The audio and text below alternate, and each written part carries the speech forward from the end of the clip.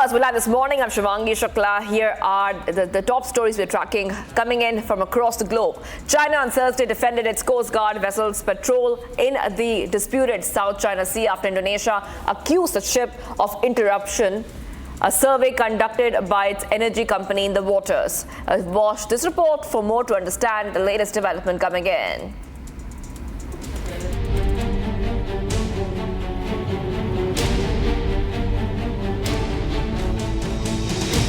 China has once again defended its Coast Guard vessels' patrol in the disputed South China Sea.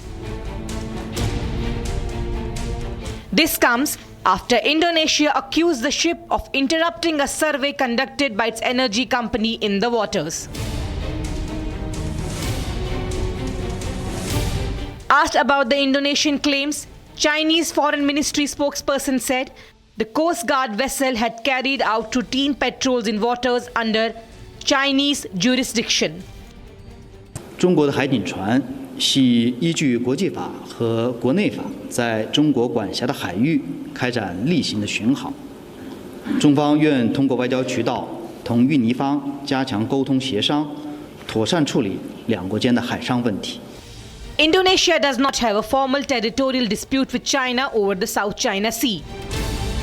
But the Chinese ships have regularly entered the area Indonesia calls the North Natuna Sea, fueling tensions between the two countries.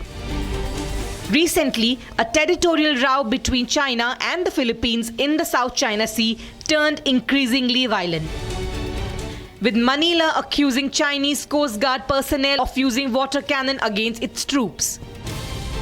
It must be remembered that China has been claiming sovereignty over nearly all of the South China Sea via a vague U-shaped 9-dash line that overlaps with EEZs of Brunei, Indonesia, Malaysia, the Philippines, Taiwan, and the Vietnam. Dozens of countries and international bodies, including the US, France, and the United Nations, have pledged $1 billion to Lebanon during a humanitarian aid conference hosted by Paris. This comes amid Israel's attacks against Hezbollah in Lebanon continues. Watch this report to understand the latest coming in the West Asia conflict. Smoke plumes were seen rising in the southern Lebanon as Israel continues its war with Hezbollah. In its bid to fight Hezbollah terrorists, Israel has launched a massive aerial bombardment and ground invasion of Lebanon for the past 1 month. Meanwhile, Hezbollah has confirmed that a top official, widely expected to be its next leader, had been killed in an Israeli airstrike.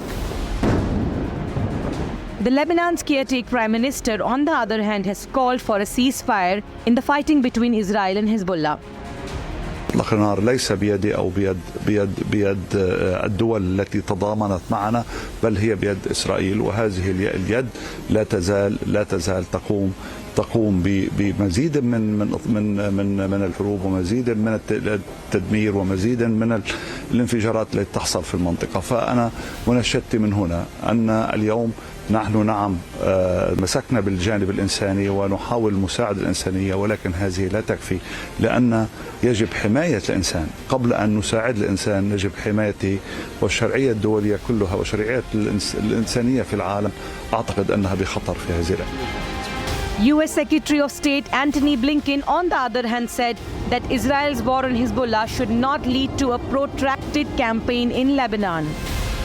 As Israel conducts operations to remove the threat to Israel and its people along the border with Lebanon, we have been very clear that this should not lead to a protracted campaign, and that Israel must take the necessary steps to avoid civilian casualties and not endanger UN peacekeepers or the Lebanese armed forces. Meanwhile, dozens of countries and international bodies, including the United States, France, and the United Nations, have pledged $1 billion to the Lebanon.